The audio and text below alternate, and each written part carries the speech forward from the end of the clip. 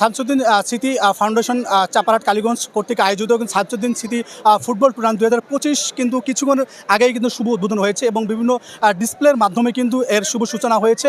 আমি এই মুহূর্তে সংযুক্ত রয়েছি লালমনিরহাটের কালীগঞ্জ উপজেলার চাপারহাট শামসুদ্দিন কমরুদ্দিন ডিগ্রি কলেজ মাঠ থেকে। দর্শক আপনারা জানেন লালমিয়ার জেলা বিএনপির সহসভাপতি এবং লালমিয়ার 2 আসনে অর্থাৎ কালীগঞ্জ আজিদমারি আসনে ধানেশের মনোনয়ন প্রার্থী জনতা জনাব রকুলউদ্দিন বাবুলের নেতৃত্বে কিন্তু এই বিশাল ফুটবল টুর্নামেন্টে কিন্তু ইতিমধ্যে ডিসপ্লে সম্পূর্ণের মাধ্যমে শুভ সূচনা হয়েছে। যদি আপনাদের একটু বলে রাখি, গত 18 সালে কিন্তু বিএনপি ধানের শীর্ষে মনোনয়ন পেয়েছিলেন জনতা জনাব রকুলউদ্দিন বাবুল।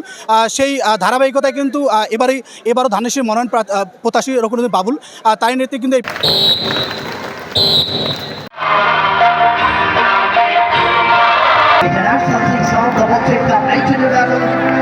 সাংবাদিকদেরকে শুভকামনা জানাবো। এই ধানের শীর্ষে ধারণ করবেন তারা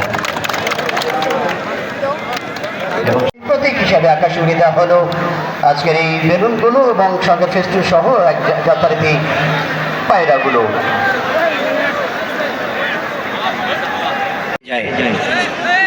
আমাদের লিডারের জন্য দোয়া চাইছি, যেরকম মানুষ আল্লাহ পাক তাকে সবসময় সুস্থ রাখুক, দীর্ঘ হায়াত দান করুক, এই সমাজের মানুষের কল্যাণে তিনি আত্মনিয়োগ করছেন, এটা আল্লাহ যেন দয়া করে কবুল করেন। My dear spectator, once again, the very reasonable cut shot the corner 50-50 Jones.